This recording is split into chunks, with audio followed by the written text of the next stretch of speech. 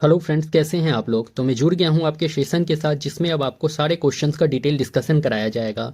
और I hope कि इस सेशन को करने के बाद आपको कोई भी क्वेश्चन शायद ही इससे बाहर देखने को मिले।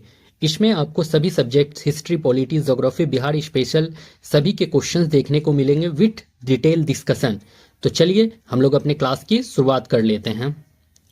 तो हमारा फर्स्ट क्वेश्चन है, मार्च 1857 में मंगल पांडे ने विद्रोह का प्रारंभ कहां पर किया। तो मंगल पांडे जो विद्रोह का प्रारंभ कहां पर किए हैं, दिल्ली, बैरकपुर, मेरठ या फिर कानपुर। तो मंगल पांडे जो 1857 क्रांति का विद्रोह कर रहे हैं मेरे भाई स्टार्ट, वो बैरकपुर छावनी से किए हैं। बैरकपुर छावनी से किए हैं। कहां से किए हैं? बैरकपुर से किए हैं। कहां से किए हैं? तो बैरकपुर छावनी से किए हैं। और बैरकपुर छावनी कहां पे है? तो ये वेस्ट बंगाल में है। कहां पे है? ये वेस्ट बंगाल में है। ठीक ना। देखिए हुआ क्या था उस टाइम पे, अंग्रेज जो थे वो अपने सैनिकों को बेस्ट फील्ड राइफल के जगह पे एनफील्ड राइफल दिए थे। ठीक ना। तो उस समय ये अफवाह उड़ गया कि जो उस एनफील्ड राइफल में कारतूस यूज किया जाता है, तो कारतूस में जो है हिंदू को दिए जाने वाले कारतूस में जो है गाय की चर्बी, और मुस्लिम को दिए जाने वाले कारतूस में सुअर की चर्बी मिलाई जाती है। क्योंकि देखिए कारतूस तो मुंह से खोला जाता है ना, तो मुंह से खोला जाता है तो उन लोगों का धर्म नष्ट हो रहा था। तो ये बात अफवाह फैला दिया गया कि हिंदू को जो कारतूस दिया जाता है उसमें गाय का चर्बी मिलाया जाता है, और मुस्लिम को जो कारतूस दिया जाता है उसमें सुअर का चर्बी मिलाया जाता है। तो ये बात जब मंगल पांडे को पता चला तो मंगल पांडे उस एनफील्ड राइफल को यूज करने से मना कर दिए। ठीक ना। मंगल पांडे एनफील्ड राइफल को यूज करने से मना कर दिए। तो वहां का जो लेफ्टिनेंट था, लेफ्टिनेंट बाज और लेफ्टिनेंट ह्यूज, तो वो लोग मंगल पांडे को प्रेशर देने लगा कि तुम बोलो कि वो लोग एनफील्ड राइफल को यूज करेगा। मतलब कि वो लोग प्रेशर देने लगा मंगल पांडे को कि मंगल पांडे जो है सैनिकों को बोले एनफील्ड राइफल यूज करने के लिए। ठीक है। तो मंगल पांडे लेकिन मना कर दिए, और क्या किए वो लेफ्टिनेंट बाज और लेफ्टिनेंट ह्यूज को गोली मार दिए। ठीक है। जिससे कि लेफ्टिनेंट बाज और ह्यूज का मौत हो गया। ठीक ना। तो इसी वजह से क्या हुआ, मंगल पांडे को 8 अप्रैल 1857 को बैरकपुर छावनी में फांसी दे दिया गया। ठीक। बैरकपुर छावनी में जब मंगल पांडे को फांसी दे दिया गया तो इसी वजह से जो है सैनिकों के अंदर जो है विद्रोह का भावना आ गया। विद्रोह का जब भावना आ गया तो वो लोग सैनिक लोग क्या किया, 10 मई 1857 को 20वीं नेटिव इन्फेंट्री का जो जवान था, ठीक है, वो लोग मेरठ से विद्रोह शुरू कर देता है। कहां से शुरू कर देता है 20वीं नेटिव इन्फेंट्री का जवान? तो मेरठ से जो है विद्रोह शुरू कर देता है। ठीक है। इतना बात को आप लोग ध्यान में रखेंगे। चलिए फिर नेक्स्ट क्वेश्चन की तरफ। 1857 का विद्रोह कहां से प्रारंभ हुआ था? मेरठ, कानपुर, बैरकपुर या ग्वालियर? तो 1857 का विद्रोह कहां से प्रारंभ हुआ था मेरे भाई? तो विद्रोह जो प्रारंभ हुआ था वो हुआ था मेरठ से। कहां से हुआ था? मेरठ से। मेरठ से हुआ था। और ये कब हुआ था? तो 10 मई 1857। 10 मई 1857 को 10 मई 1857 को 20वीं नेटिव इन्फेंट्री के द्वारा 20वीं नेटिव इन्फेंट्री के द्वारा 10 मई 1857 को मेरठ से 20वीं नेटिव इन्फेंट्री के द्वारा स्टार्ट हुआ था। ठीक है। इन्फेंट्री के द्वारा 1857 की क्रांति का विद्रोह कहां से शुरू हुआ? तो मेरठ से शुरू हुआ। 10 मई 1857 को 20वीं नेटिव इन्फेंट्री के द्वारा शुरू हुआ था। ठीक ना। देखिए ये जो विद्रोह था ना, इसका जो दिन निर्धारित था वो था 30 मई 1857। कितना फिक्स था? देखिए विद्रोह का जो दिन निर्धारित था, विद्रोह का दिन जो फिक्स था वो था 30 मई 1857। कितना था? 30 मई 1857। देखिए विद्रोह का जो दिन था वो फिक्स था 30 मई 1857। लेकिन जब मंगल पांडे को 8 अप्रैल 1857 को फांसी दे दिया गया तो इसी वजह से क्या हुआ, ये विद्रोह 10 मई 1857 को ही शुरू कर दिया गया। देखिए फिर पूछ लेगा आपसे क्वेश्चन, इस तरह से पूछ लेगा कि 1857 की क्रांति का विद्रोह कब प्रारंभ हुआ? तो प्रारंभ जो हुआ है वो हुआ है 10 मई 1857 को। ठीक है। लेकिन अगर क्वेश्चन ये पूछ लेगा कि विद्रोह का दिन कब निर्धारित था, तो विद्रोह का जो दिन निर्धारित था या फिक्स था वो 30 मई 1857 था। ठीक है। 30 मई 1857 को विद्रोह का दिन फिक्स था। लेकिन जब मंगल पांडे को 8 अप्रैल 1857 को फांसी दे दिया गया तो इसी वजह से जो है विद्रोह जो है 10 मई 1857 को शुरू कर दिया गया। ठीक है। इतना बात क्लियर हो गया आप लोगों का। तो चलिए फिर नेक्स्ट क्वेश्चन की तरफ। निम्नलिखित वर्गों में से किसने 1857 की क्रांति में भाग नहीं लिया? तो भाग कौन नहीं लिया है 1857 की क्रांति में? साहूकार और जमींदार, मजदूर और किसान, खेतीहर, जमींदार। तो जो भाग नहीं लिए हैं मेरे भाई, तो भाग जो नहीं लिए, देखो मजदूर और किसान तो भाग ले लिया था, ठीक है, खेतीहर भी भाग ले लिया, जमींदार भाग नहीं लिया था, जमींदार लोग भाग नहीं लिए थे। तो यहाँ पे जो भाग नहीं लिए थे, वो भाग नहीं लिए थे कौन? साहूकार और जमींदार। कौन कौन भाग नहीं लिए थे? साहूकार और जमींदार। यहाँ पे आपका करेक्ट आंसर देखने को मिलता है। Option number A will be our correct answer. साहूकार और जमींदार 1857 की क्रांति में भाग नहीं लिया था। ठीक है, इतना बात क्लियर हो गया? आगे चलना चाहिए, चलिए आगे। 1857 में भारत का गवर्नर जनरल कौन था? ठीक, बहुत अच्छा क्वेश्चन है कि 1857 की क्रांति के समय भारत का गवर्नर जनरल कौन था? तो कैनिंग, वेलेजली, यूरोज या मिंटो? तो गवर्नर जनरल जो था उस टाइम पे लॉर्ड कैनिंग जो गवर्नर जनरल थे। ठीक है, लॉर्ड कैनिंग जो है 1857 की क्रांति के समय गवर्नर जनरल थे। ठीक है, और 1857 की क्रांति के समय ब्रिटेन का प्रधानमंत्री कौन था? 1857 की क्रांति के समय ब्रिटेन का प्रधानमंत्री कौन था? ब्रिटेन का जो प्रधानमंत्री थे मेरे भाई, वो थे पाम ऑस्टिन। कौन थे? पाम, ब्रिटेन का जो, यहाँ पे शॉर्ट में लिख देता हूँ, पीएम। ठीक है, ब्रिटेन का जो पीएम था, पीएम कौन था? तो पाम ऑस्टिन थे। कौन थे? पाम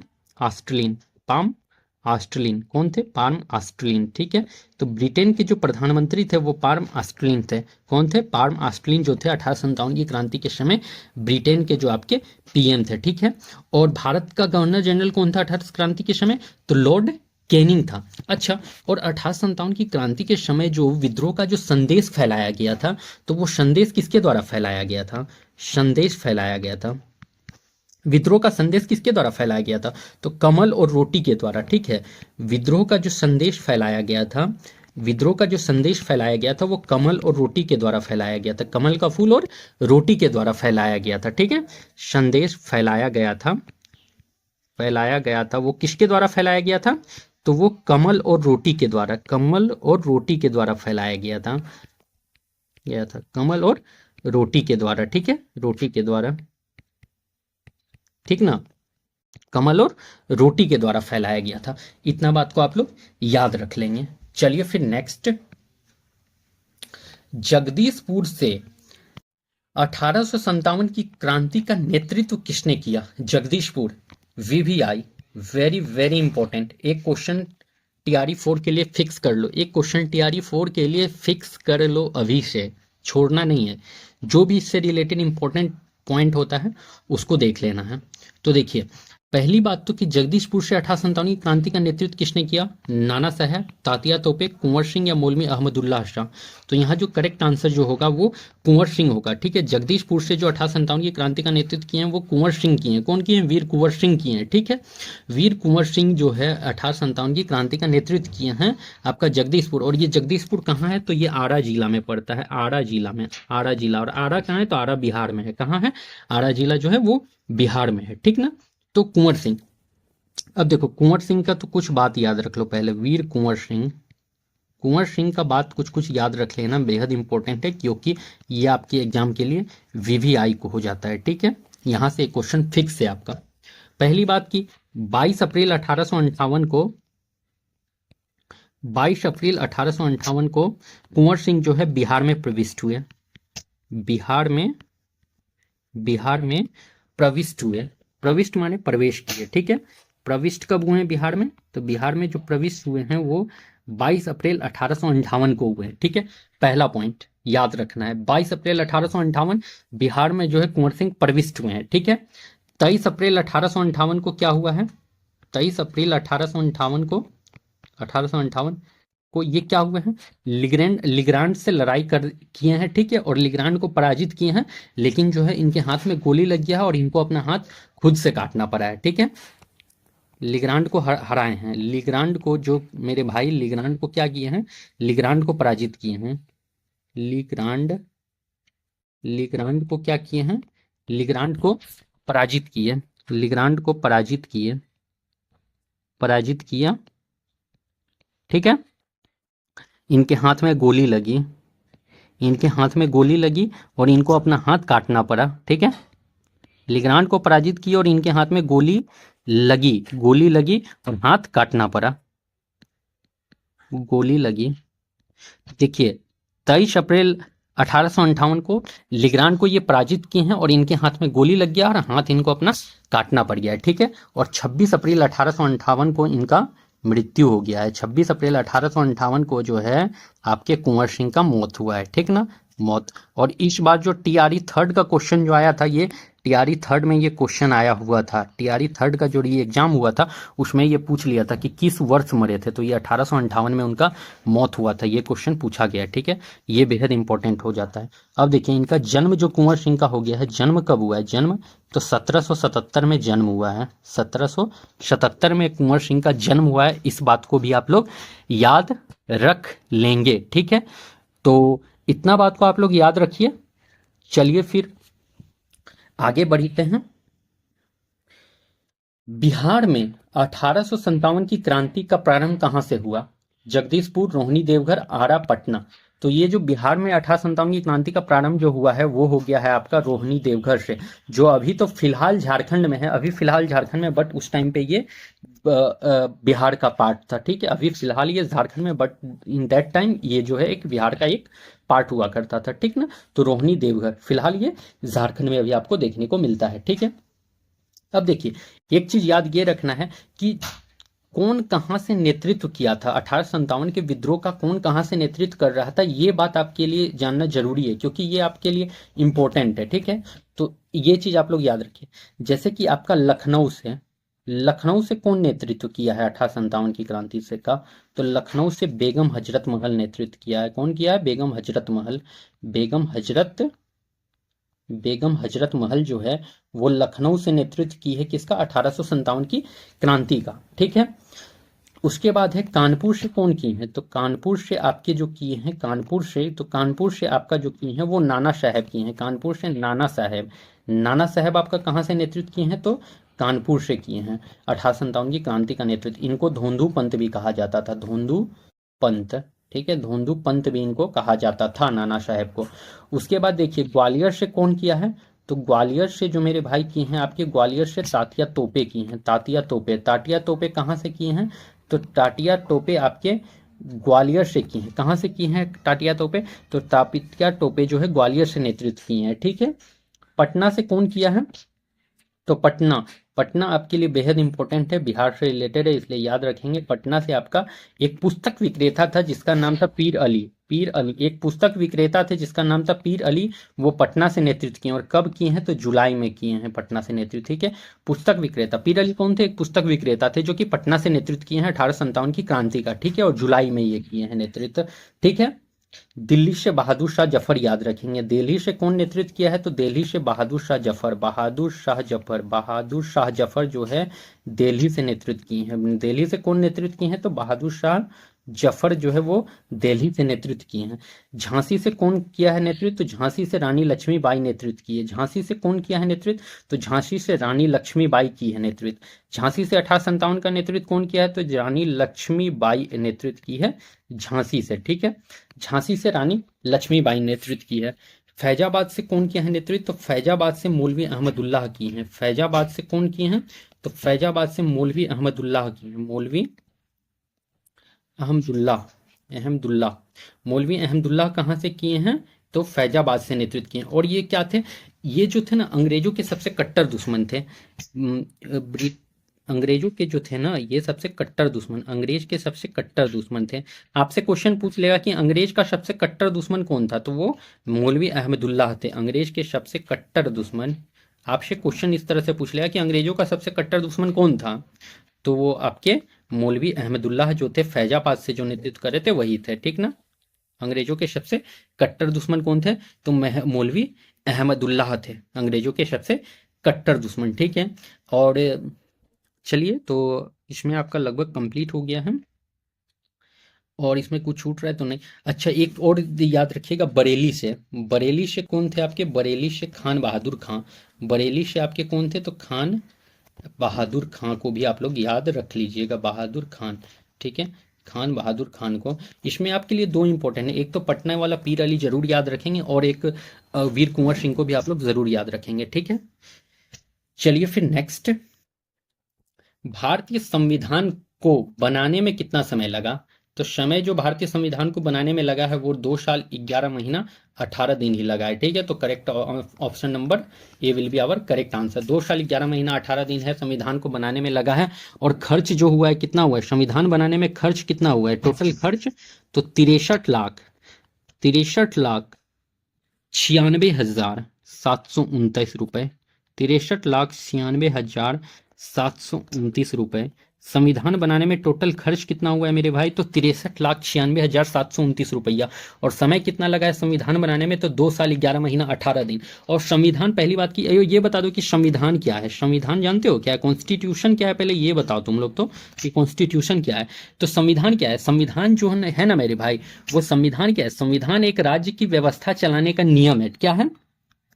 राज्य की व्यवस्था चलाने का नियम है। राज्य की संविधान क्या है? तो राज्य की व्यवस्था चलाने का नियम है। मतलब क्या रूल रेगुलेशन फॉलो होगा, वो उसका बस एक रूल एंड रेगुलेशन है राज्य का। क्या है? राज्य की व्यवस्था चलाने का रूल एंड रेगुलेशन है, मतलब कि नियम है। नियम है। संविधान क्या है? तो राज्य की व्यवस्था चलाने का एक नियम है मेरे भाइयों, ठीक है। और देखो संविधान कितने टाइप के होते हैं? तो संविधान 2 टाइप के होते हैं। संविधान 2 टाइप के होते हैं। संविधान 2 टाइप के होते हैं, एक लिखित और एक अलिखित। संविधान 2 टाइप के होते हैं, 2 टाइप। एक हो जाता है आपका लिखित और एक हो जाता है अलिखित। एक हो जाता है लिखित, एक लिखित संविधान, और दूसरा हो जाता है आपका अलिखित संविधान। अलिखित संविधान, ठीक है। तो संविधान आपके 2 टाइप के हो जाते हैं, एक लिखित संविधान हो जाते हैं, एक अलिखित संविधान हो जाते हैं, ठीक है। इतना बात क्लियर हो गया। चलिए फिर नेक्स्ट स्लाइड में, भारतीय संविधान में शामिल है 395 अनुच्छेद 22 भाग 12 सूची, 371 अनुच्छेद 21 भाग 11 सूची, 381 अनुच्छेद 22 भाग 19 सूची, इनमें से कोई नहीं। तो यहाँ जो करेक्ट आंसर आपका होगा वो होगा 395 अनुच्छेद 22 भाग और 12 सूची आपके संविधान में शामिल होते हैं। 395 अनुच्छेद 22 भाग और 12 सूची आपके अनुच्छेद आपके संविधान में शामिल होते हैं, ठीक है। और अगर वर्तमान में पूछ ले कि कितना अनुच्छेद है, तो 450 प्लस जो भी रहेगा आंसर ऑप्शन उसमें लगा देना है। वर्तमान में जो प्रेजेंट टाइम में अगर अनुच्छेद पूछ लेगा कितना है, वर्तमान में अनुच्छेद पूछ लेगा कि कितना है, तो 450 प्लस जो भी दिखेगा ऑप्शन उसमें टिक कर देना, सही हो जाएगा आंसर। तो वर्तमान में अनुच्छेद कितना है? तो 450 प्लस से ऊपर जो भी दिख जाए उसमें टिक करो, ठीक है। अब देखो एक चीज ये याद रखो, आपका टोटल अनुसूची कितना है? तो 12, ठीक है। 12 अनुसूची है। और पहला अनुसूची क्या कहता है ये याद रखो। पहला अनुसूची जो कहता है, पहला अनुसूची क्या कहता है? जो कहता है वो भारत राज्यों का संघ है। भारत राज्यों का संघ है पहला अनुसूची में। क्या बात है? तो भारत राज्यों का संघ है। क्या है पहला अनुसूची? भारत राज्यों का संघ है। पहला अनुसूची कहता है कि भारत राज्यों का संघ है, ठीक है। दूसरा अनुसूची क्या कहता है? तो दूसरा अनुसूची जो है वो वेतन का बात करता है। क्या चीज का बात करता है? तो वेतन का बात करता है। दूसरा अनुसूची वेतन का बात करता है, ठीक है। और तीसरा अनुसूची किसका बात करता है? तो तीसरा अनुसूची जो है मेरे भाई वो है आपका राज्यसभा की नहीं, तीसरा अनुसूची जो है वो शपथ से रिलेटेड है। तीसरा अनुसूची किससे है? तो वो शपथ से रिलेटेड है। तीसरा अनुसूची शपथ से रिलेटेड है। और चौथा जो अनुसूची है मेरे भाई वो राज्यसभा सीटों का आवंटन है। राज्यसभा की सीटों का आवंटन, राज्यसभा सीटों का आवंटन। चौथा अनुसूची जो है वो राज्यसभा सीटों का आवंटन है, आवंटन, राज्यसभा की सीटों का आवंटन। पांचवी अनुसूची जो बात करता है वो करता है आपका अनुसूचित जाति जनजाति का अनुशासन, ठीक है। अनुसूचित जाति जनजाति का अनुशासन, अनुसूचित जाति जनजाति का, सूचित जाति जनजाति का अनुशासन, ठीक है। जाति जनजाति, अनुसूचित जाति जनजाति का जो रिजर्वेशन होता है ना मेरे भाई, तो उसके बारे में बात करता है, मतलब अनुशासन के विषय में बात करता है, ठीक है। और छठवीं अनुसूची बात करता है असम त्रिपुरा मेघालय मिजोरम का विशेष प्रावधान के बारे में, ठीक है। असम, मिजोरम, मिजोरम, त्रिपुरा, मेघालय, मेघालय का विशेष प्रावधान, ठीक है, का विशेष प्रावधान, प्रावधान। छठी अनुसूची क्या बोलता है? असम, मेघालय, मिजोरम, त्रिपुरा का विशेष प्रावधान के बारे में। और सात जो है, सातवीं अनुसूची क्या चीज का बात करता है? तो सात से सूची याद रखो, ऐसे याद रखो ना, सात से सूची। तो सूची कौन कौन सूची हो जाता है? तो आपका सूची तीन तरह का, संघ सूची, राज्य सूची और समवर्ती सूची। सातवीं अनुसूची किस का बात करता है? सूची का विषय में। तो संघ, राज्य और एक क्या हो जाता है? समवर्ती, समवर्ती सूची। सूची तीन टाइप का, संघ सूची, राज्य सूची, समवर्ती सूची। तो इसके विषय में अनुसूची 7 बात करता है, ठीक है। अनुसूची 8 क्या है? तो अनुसूची 8 में जो मेरे भाई है, अनुसूची 8 में 8वीं अनुसूची में क्या है आपका? भाषा है, भाषा। अनुसूची 8 में क्या है? तो अनुसूची 8 में जो है भाषा। और अभी टोटल भाषा कितने हैं? तो 22 भाषा है टोटल, ठीक है। अनुसूची 8 में क्या है? तो भाषा, ठीक है। अनुसूची 9 में क्या है? अनुसूची 9 में, 9वीं अनुसूची में क्या है? तो 9वीं अनुसूची में जो मेरे भाई वो है आपका, 9वीं अनुसूची में जो है वो है भूमि सुधार। 9वीं अनुसूची क्या है? तो भूमि सुधार। 9वीं अनुसूची क्या है? तो भूमि सुधार, ठीक है। 9वीं अनुसूची भूमि सुधार। 10वीं अनुसूची जो है वो क्या, किससे रिलेटेड है? तो दल बदल से रिलेटेड है। 10वीं अनुसूची किससे रिलेटेड है? तो दल बदल से रिलेटेड है। और 11वीं अनुसूची किससे है? तो 11वीं अनुसूची जो है मेरे भाई वो पंचायती राज से रिलेटेड है। पंचायती राज से रिलेटेड है, पंचायती राज, पंचायती राज। 11वीं अनुसूची किससे रिलेटेड है? तो 11वीं अनुसूची पंचायती राज से रिलेटेड है। और 12वीं अनुसूची जो है, 12वीं अनुसूची जो है वो नगर निगम से रिलेटेड है, नगर निगम से रिलेटेड है, नगर निगम। 11वीं अनुसूची किससे रिलेटेड? पंचायती राज। और पंचायती राज में कितने विषय हैं? पंचायती राज में 29 विषय हैं टोटल। कितने विषय हैं? तो 29 विषय। पंचायती राज में कितने विषय? तो 29 विषय, ये भी याद रख लो। और नगर निगम में कितने विषय? तो नगर निगम में मेरे भाई 18 विषय होते हैं, ठीक है, 18 विषय होते हैं, ठीक है। इतना बात याद रख लीजिएगा आप लोग। चलिए फिर नेक्स्ट स्लाइड की तरफ। भारत का संविधान किसके द्वारा ग्रहण किया गया? गवर्नर जनरल, ब्रिटिश सांसद, संविधान सभा, भारत का सांसद। तो जो संविधान ग्रहण जो किया गया था मेरे भाई, वो ग्रहण किया था आपका संविधान सभा के द्वारा। किसके द्वारा? संविधान सभा, ऑप्शन नंबर सी, ठीक है, ऑप्शन नंबर सी, संविधान सभा के द्वारा जो हमारा संविधान जो है, कॉन्स्टिट्यूशन जो है वो ग्रहण किया गया, एक्सेप्टेड किया गया है संविधान सभा के द्वारा, ठीक है। इस बात को याद रखेंगे। और देखो, संविधान सभा से कुछ पॉइंट्स याद रखना जरूरी है। तो संविधान सभा का पहला बैठक कब हुआ? ये सब तो जानना जरूरी है ना, खाली ऊपर ऊपर पढ़ के जाना है नहीं ना, तो डिटेल में जानना जरूरी है। तो डिटेल में सुनिए अब। तो संविधान सभा का जो है ना फर्स्ट बैठक जो हुआ, फर्स्ट बैठक जो हुआ है तो वो कब हुआ है? तो संविधान सभा का जो पहला बैठक हुआ है वो 9 दिसंबर 1946, 9 दिसंबर 1946 को हुआ है। कहाँ पे हुआ है? तो दिल्ली के सेंट्रल हॉल में, दिल्ली के सेंट्रल हॉल में, दिल्ली के सेंट्रल हॉल में, ठीक है। तो पहला जो बैठक हुआ है मेरे भाई सेंट्रल हॉल में। तो पहला जो बैठक हुआ है वो कहाँ हुआ है? तो पहला जो बैठक हुआ है 9 दिसंबर 1946 को दिल्ली के सेंट्रल हॉल में हुआ है, ठीक है। इतना बात याद हो गया। और पहले अस्थाई अध्यक्ष कौन थे? इसमें एक अस्थाई अध्यक्ष बनाए गए थे। तो पहले अस्थाई अध्यक्ष कौन थे? तो वो सच्चिदानंद सिन्हा थे। तो अस्थाई अध्यक्ष इसमें बनाया गया था पहला बैठक में, ठीक है। तो अस्थाई अध्यक्ष कौन थे? तो अस्थाई अध्यक्ष जो मेरे थे वो थे सच्चिदानंद सिन्हा, सच्चिदानंद सिन्हा। कौन थे? सच्चिदानंद सिन्हा। सच्चिदानंद जो है सिन्हा जो थे वो अस्थाई अध्यक्ष थे, ठीक है। पहला बैठक 9 दिसंबर 1946 और दिल्ली के सेंट्रल हॉल में हुआ और अस्थाई अध्यक्ष बनाए गए जिसका नाम था सच्चिदानंद सिन्हा, ठीक है। दूसरी बैठक जो हुई है आपका, दूसरा बैठक जो हुआ है, सेकेंड बैठक याद रखिए। तो सेकेंड बैठक जो हुआ है आपका 2 दिन बाद, 11 दिसंबर 1946, दो दिन बाद हुआ है, 11 दिसंबर 1946। और ये भी कहाँ पे हुआ? ये भी हुआ है दिल्ली के सेंट्रल हॉल में। ये भी दिल्ली के सेंट्रल हॉल में ही हुआ, दिल्ली के सेंट्रल हॉल, ठीक है, ये भी दिल्ली के सेंट्रल हॉल में ही हुआ है, ठीक है। और इसमें एक अस्थाई अध्यक्ष बनाए गए, अस्थाई अध्यक्ष, अस्थाई अध्यक्ष। और अस्थाई अध्यक्ष कौन बनाए गए? तो अस्थाई अध्यक्ष जो बनाए गए वो डॉक्टर राजेंद्र प्रसाद बनाए गए।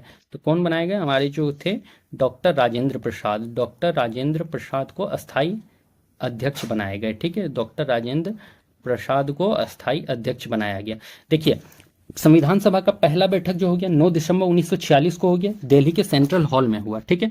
उस समय पे एक अस्थाई अध्यक्ष बनाया गया जिसका नाम क्या हुआ? सच्चिदानंद सिन्हा, ठीक है। उसके 2 दिन बाद, मात्र 2 दिन बाद, इस तरह से याद रखिए, 2 दिन छोड़ के 2 दिन बाद 11 दिसंबर 1946 को फिर से दूसरा बैठक हुआ और वो भी दिल्ली के सेंट्रल हॉल में ही हुआ और वहां पे एक अस्थाई अध्यक्ष बनाया गया। और अस्थाई अध्यक्ष जो थे वो कौन थे? तो राजेंद्र प्रसाद थे, ठीक है। फिर उसके 2 दिन बाद जो है तीसरा बैठक हुआ, थर्ड बैठक जो हुआ है फिर 2 दिन बाद हुआ है। थर्ड बैठक जो हुआ है मेरे भाई वो फिर कब हुआ है? तो 13 दिसंबर 1946 को हुआ है। थर्ड बैठक कब हुआ? 13 दिसंबर 1946। और ये भी कहाँ हुआ? तो दिल्ली के सेंट्रल हॉल में, दिल्ली के ये भी सेंट्रल हॉल में हुआ है। दिल्ली के सेंट्रल हॉल में फिर जो है तीसरा बैठक हुआ है, Delhi central hall, central hall, ठीक है। दिल्ली के सेंट्रल हॉल में जो है तीसरा बैठक हुआ है 13 दिसंबर 1946 को, ठीक है। और यहाँ पे क्या हुआ है? तो यहाँ पे जो मेरे भाई वो हुआ है आपका उद्देश्य प्रस्ताव पेश हुआ है। क्या हुआ है? उद्देश्य प्रस्ताव पेश हुआ, उद्देश्य प्रस्ताव पेश हुआ, उद्देश्य प्रस्ताव, प्रस्ताव पेश हुआ। 13 दिसंबर 1946 को क्या हुआ है? तो उद्देश्य प्रस्ताव पेश हुआ, ठीक है। और उद्देश्य प्रस्ताव पेश कौन किए थे? तो उद्देश्य प्रस्ताव पेश किए थे आपके जवाहरलाल नेहरू। उद्देश्य प्रस्ताव पेश कौन किए? तो उद्देश्य प्रस्ताव जो पेश करने वाले थे, उद्देश्य प्रस्ताव जो पेश करने वाले थे वो आपके थे जवाहरलाल नेहरू। उद्देश्य प्रस्ताव पेश हुआ जवाहरलाल नेहरू के द्वारा, पंडित जवाहरलाल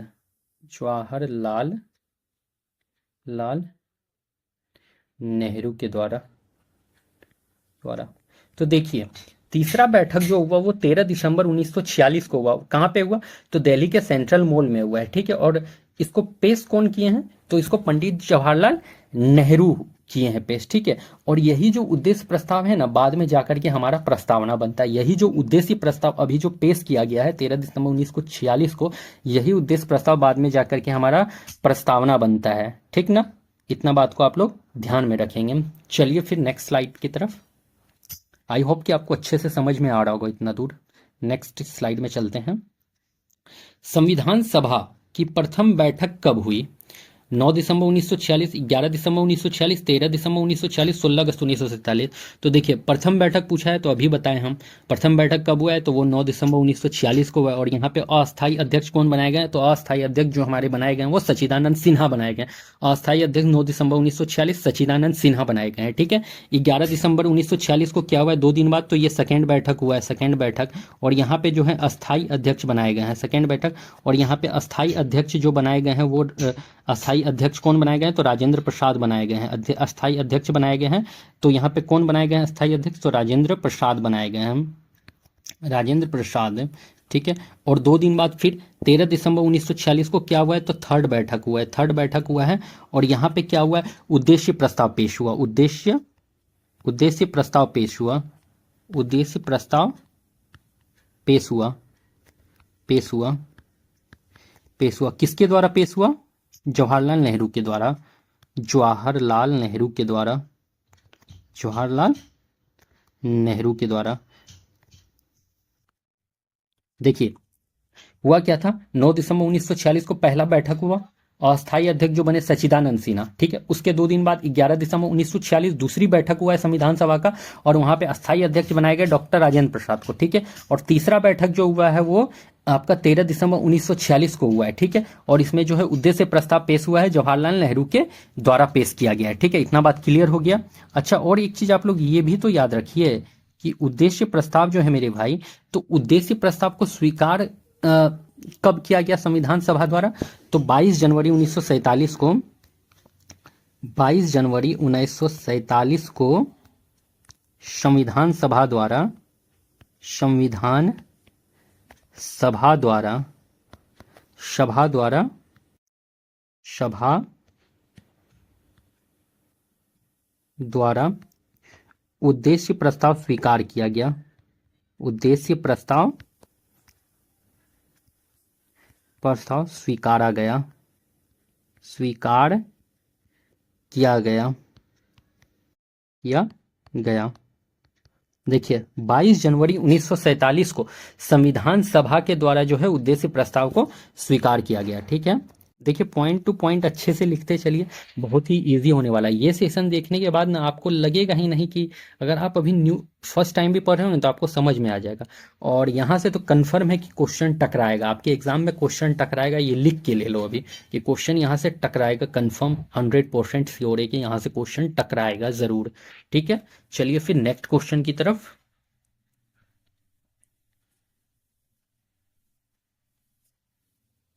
स्वतंत्रता, समानता, बंधुत्व की प्रेरणा कहाँ से आई?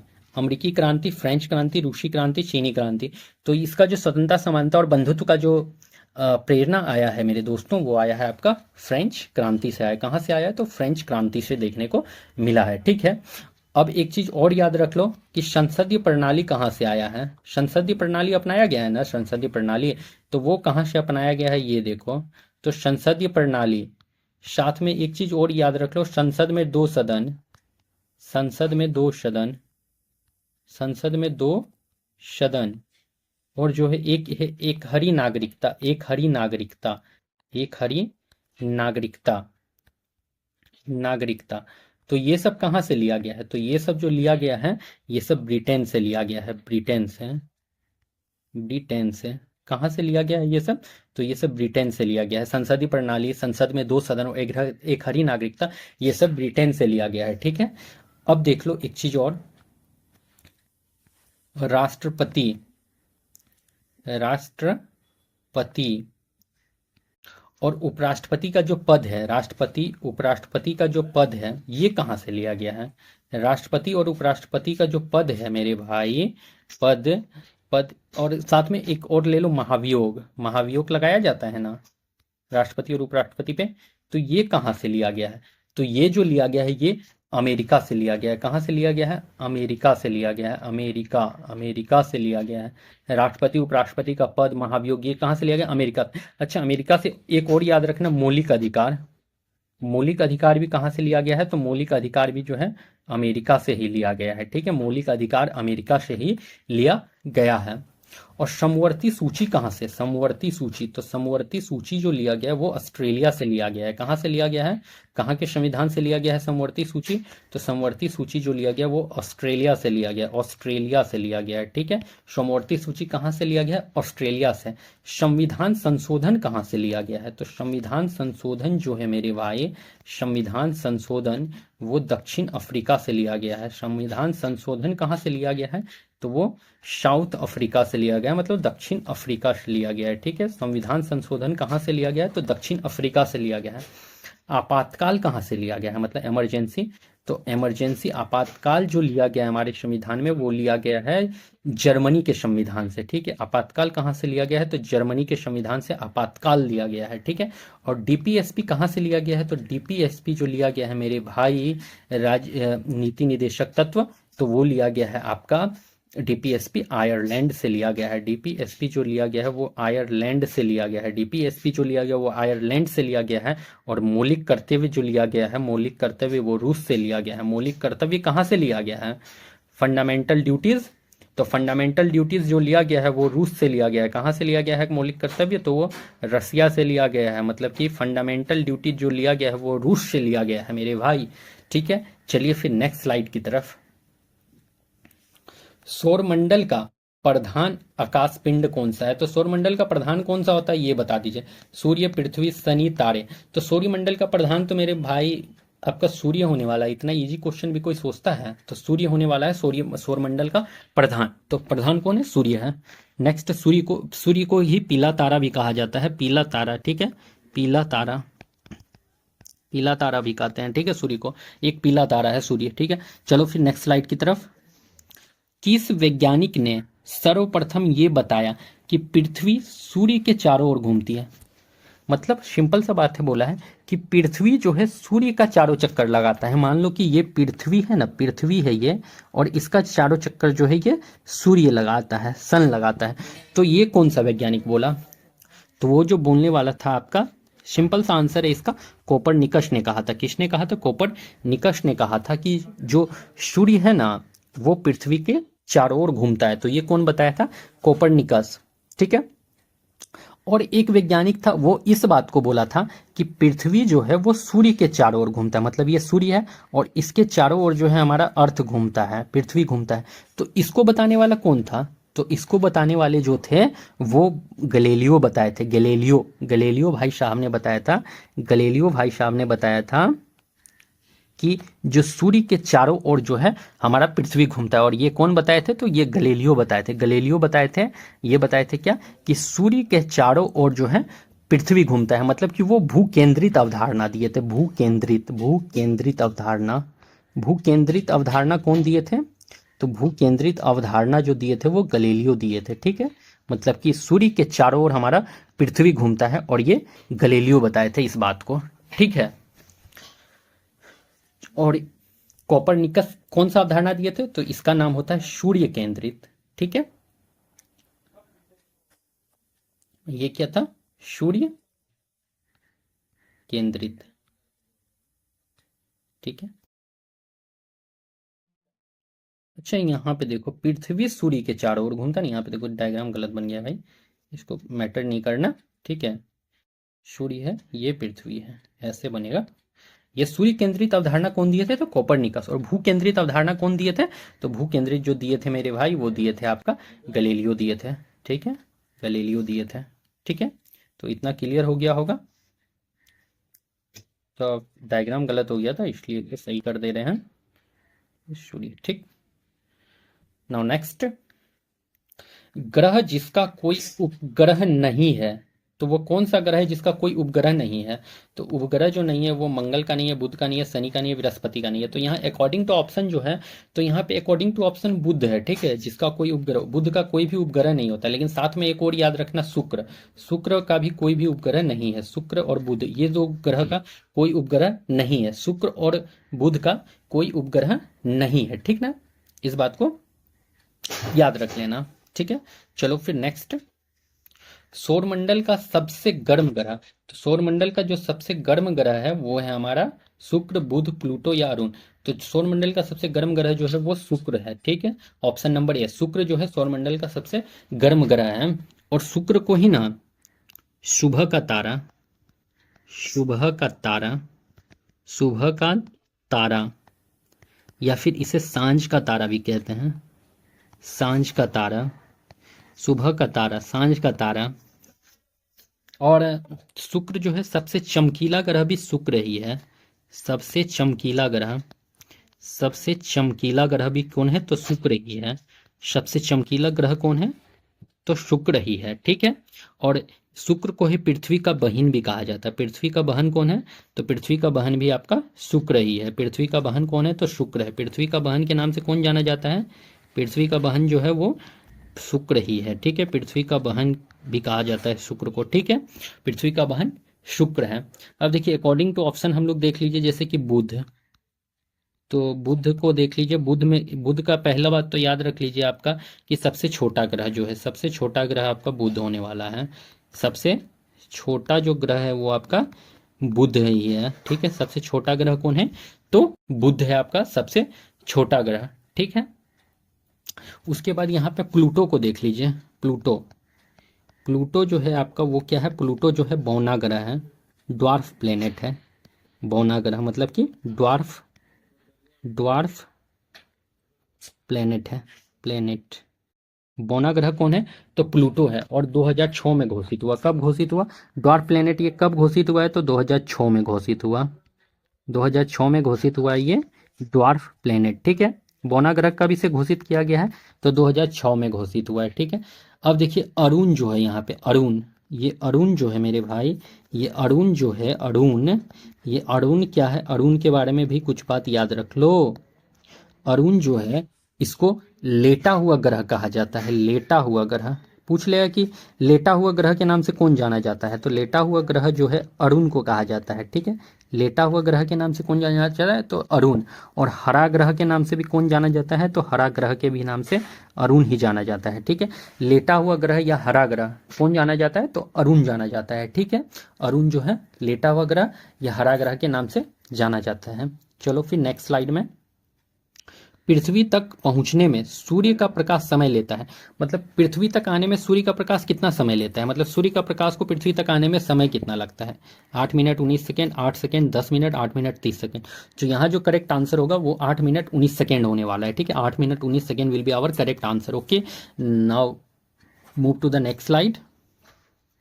किस ग्रह का घनत्व सबसे कम है, तो घनत्व सबसे कम जो है मेरे दोस्तों, मेरे भाइयों, ग्रह का, तो किसका घनत्व सबसे कम है, पृथ्वी, शनि, बृहस्पति, शुक्र। तो सबसे घनत्व सबसे कम जो है वो शनि का है, शनि का है, सैटर्न, शनि का जो है घनत्व सबसे कम है। ठीक है, और शनि का एक सबसे बड़ा उपग्रह का भी नाम याद रख लो, शनि का सबसे बड़ा उपग्रह का नाम है टाइटन। शनि का सबसे बड़ा उपग्रह का नाम कौन है, तो उपग्रह, शनि का एक सबसे बड़ा उपग्रह है, तो उसका नाम क्या है, तो उसका जो शनि का सबसे बड़ा उपग्रह जो है उसका नाम है टाइटन। क्या नाम है, टाइटन। ठीक है, अब देखो यहाँ पे एक चीज और याद रख लो, सबसे कम घनत्व तो शनि का है और सबसे ज्यादा घनत्व किसका है, तो सबसे ज्यादा घनत्व जो है पृथ्वी का है। सबसे ज्यादा घनत्व किसका है, तो सबसे ज्यादा घनत्व जो मेरे भाई वो है आपका पृथ्वी का है। सबसे ज्यादा घनत्व किसका है, तो पृथ्वी का है सबसे ज्यादा घनत्व। और पृथ्वी को ही ना, पृथ्वी को नीला ग्रह भी कहा जाता है, पृथ्वी को जो है नीला ग्रह भी कहा जाता है, पृथ्वी को नीला ग्रह भी कहते हैं, पृथ्वी को नीला ग्रह भी कहते हैं, पृथ्वी को नीला ग्रह भी कहा जाता है, नीला ग्रह भी कहते हैं। नीला ग्रह क्यों कहते हैं, क्योंकि इसमें 70% वाटर है इसीलिए। ठीक है, पृथ्वी को नीला ग्रह भी कहा जाता है। ठीक है, क्योंकि इसमें 70% वाटर है इसीलिए। बृहस्पति जो है मेरे भाई वो सबसे बड़ा ग्रह है, सबसे बड़ा ग्रह, सबसे बड़ा ग्रह जो आपको है वो है बृहस्पति। तो सबसे बड़ा ग्रह कौन सा है, तो बृहस्पति है, सबसे बड़ा ग्रह कौन है, बृहस्पति है। ठीक है, और शुक्र क्या है, तो सबसे गर्म ग्रह, शुक्र क्या है, तो सबसे गर्म ग्रह क्या है, सबसे गर्म ग्रह जो है वो शुक्र है, सबसे गर्म ग्रह कौन है, तो वो शुक्र है। ठीक ना, चलो फिर नेक्स्ट स्लाइड की तरफ। विद्युत धारा की इकाई है कूलम्ब, वाट, एम्पियर, वोल्ट। तो यहाँ पे विद्युत धारा की जो इकाई है वो है आपका एम्पियर। क्या है, एम्पियर जो है विद्युत धारा की इकाई है और इसी को कहा जाता है कूलम पर सेकेंड, इसी को कहा जाता है कूलम पर सेकेंड। ठीक है, इसी को कहा जाता है कूलम पर सेकेंड भी कहा जाता है इसको। ठीक है, नेक्स्ट, ओम मीटर मात्रक है, प्रतिरोध, प्रतिरोधकता, आवेश, चाल। तो ओम मीटर जो मात्रक है वो प्रतिरोधकता का है, मतलब कि रेजिस्टिविटी का है। ओम मीटर किसका मात्रक है, तो प्रतिरोधकता मतलब रेजिस्टिविटी का है। और प्रतिरोध का मात्रक क्या है, तो प्रतिरोध का जो मात्रक है ना भाई, तो प्रतिरोध का ओम है। क्या है, प्रतिरोध का मात्रक क्या है, तो ओम है। प्रतिरोधकता का ओम मीटर और प्रतिरोध रेजिस्टेंस का क्या हो जाएगा, ओम हो जाएगा। ठीक है, ओम मीटर किसका मात्रक है, तो प्रतिरोधकता का, मतलब कि रेजिस्टेंस का, रेजिस्टिविटी का। और ओम किसका है मात्रक, तो प्रतिरोध का है। ठीक है, और प्रतिरोध क्या होता है, मतलब कि प्रतिरोध देखो एक टाइप का जो है ना वो क्या कहते हैं, अवरोधक टाइप का है। ठीक है, जो करंट को फ्लो नहीं होने देता है, करंट को देखो फ्लो होना है ना, तो करंट को जो अवरोधक क्या करता है, वो फ्लो नहीं होने देता है, उसी को कहते हैं प्रतिरोध। ठीक है, चलो फिर नेक्स्ट स्लाइड की तरफ। बिहार में चावल कहाँ उगाया जाता है, रोहतास, दरभंगा, पूर्णिया, जमुई। तो चावल जो बिहार स्पेशल है तो इंपॉर्टेंट हो जाता है, और इस क्रॉप से जो है ना एक क्वेश्चन टीआरई 4 में भी फिक्स है कि देखने को मिलेगा। ठीक ना, तो चावल जो उगाया जाता है मेरे भाई वो रोहतास में उगाया जाता है। चावल बिहार में कहाँ, तो रोहतास में। साथ में रोहतास से एक चीज़ और याद रख लेना, गेहूँ, गेहूँ भी जो है वो रोहतास में ही उगाया जाता है, गेहूँ भी है रोहतास में उगाया जाता है। ठीक है, दरभंगा से याद रख लो क्या, दरभंगा में आम उगाया जाता है, आम। साथ में तंबाकू याद रख लो, तंबाकू, आम तंबाकू दरभंगा में। और पूर्णिया में जो है ना जूट, जूट उगाया जाता है, कहाँ पे, तो पूर्णिया में। ठीक है, और इसे सुनहरा रेशा भी कहते हैं, सुनहरा रेशा, जूट को सुनहरा रेशा कहा जाता है। पूर्णिया में क्या उगाया जाता है, तो जूट। और जमुई में क्या होता है, तो जमुई में सोना सबसे ज्यादा मिलता है, सोना। जमुई में सोना का सबसे बड़ा खदान निकला है, जमुई में सोना का सबसे बड़ा खदान मिला है। ठीक है, चलो फिर नेक्स्ट स्लाइड की तरफ। बिहार में गेहूं कहाँ उगाया जाता है? गेहूं अभी बताए ना कहाँ पे, तो हमारा करेक्ट आंसर जो है रोहतास में। और चावल भी कहाँ पे, तो वो भी रोहतास में। पूर्णिया में अभी तो देखे थे ना, पूर्णिया में जूट हो गया था। जूट कहाँ पे है, तो पूर्णिया में, और इसको ही सुनहरा रेशा कहते हैं। पटना में तुम्हारा क्या उगेगा? दूध ले लो, पटना में दूध, और साथ में आलू। आलू, जितना भी दाल होता है सब पटना में होता है। दूध आलू दाल कहाँ होता है? पटना में। अब बरौनी में क्या है, तो एक तेल शोधक कारखाना है बरौनी में, एक तेल शोधक कारखाना है बरौनी में। क्या है एक भाई, तो एक तेल शोधक कारखाना है, ठीक है। और गन्ना अगर पूछ ले तो कुछ याद तो और भी रख लो। अगर मान लो कि गन्ना पूछ ले तुमसे, तो कि गन्ना कहाँ उगाया जाता है, तो गन्ना जो मेरे भाई वो उगाया जाता है पश्चिमी चंपारण में। तो पश्चिम चंपारण में क्या उगाया जाएगा, तो पश्चिम चंपारण में गन्ना उगाया जाता है। पश्चिम चंपारण में गन्ना। मखाना कहाँ पे उगाया जाएगा, तो मखाना मेरे भाई मधुबनी में। मखाना मधुबनी में, मखाना मधुबनी में, मधुबनी में, मखाना मधुबनी में। मक्का कहाँ उगाया जाता है, तो मक्का कटिहार में। मक्का कहाँ उगाया जाता है, तो मक्का कटिहार में उगाया जाता है, ठीक है। मक्का कटिहार में, ठीक है। और चाय अगर पूछ ले कि चाय कहाँ उगाया जाता है सबसे अधिक बिहार में, तो चाय जो है मेरे भाई वो किशनगंज में उगाया जाएगा। चाय कहाँ, तो किशनगंज में। चाय कहाँ, तो किशनगंज में, ठीक है। चलो फिर नेक्स्ट स्लाइड। त्रिवेणी नहर का निर्माण किस नदी पर किया गया है, तो त्रिवेणी नहर का जो निर्माण है वो किस नदी पर है, तो वो सिंपल सा आंसर है इसका जो है वो होने वाला है आपका कोशी नदी में है। किस में है त्रिवेणी नहर, कोशी नदी में है। और ये त्रिवेणी नहर कहाँ पे है, तो ये पश्चिमी चंपारण में है, पश्चिम चंपारण में है। त्रिवेणी नहर कहाँ है, तो पश्चिम चंपारण में है। और कहाँ पे, किस नदी पर निर्माण किया गया, तो कोशी में निर्माण किया गया, ठीक है। Next slide. कोशी मैदान की माध्य समुद्र तल से ऊंचाई है, तो समुद्र तल से जो ऊंचाई है मेरे भाई वो है आपका 30 metre. Option number A will be our correct answer. Next, Bihar का पशु मेला कार्तिक पूर्णिमा में कहाँ पर आयोजित होता है, तो पशु मेला जो है कार्तिक पूर्णिमा में कहाँ पर आयोजित होता है, तो गया, सोनपुर, मधुबनी या पटना। तो जो आयोजित हो जाता है मेरे भाई वो हो जाता है आपका सोनपुर में। देश का सबसे बड़ा पशु मेला जो लगता है वो सोनपुर में लगता है, ठीक है। और ये कार्तिक पूर्णिमा के समय में लगता है। कब लगता है, तो कार्तिक पूर्णिमा के टाइम पे लगता है, ठीक है। और सबसे बड़ा पशु मेला है ये, और सोनपुर में लगता है। तो आई होप कि आपको मेरा क्लास पसंद आया होगा। अगर मेरा क्लास पसंद आया हो तो लाइक और शेयर जरूर कर देंगे, साथ में मेरे चैनल को भी सब्सक्राइब कर देंगे, जिससे मुझे मोटिवेशन मिलता रहेगा।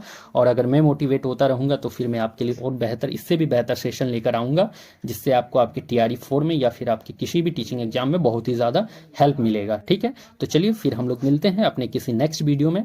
तब तक के लिए अपने पढ़ाई को अच्छे से करते रहिए। Thank you.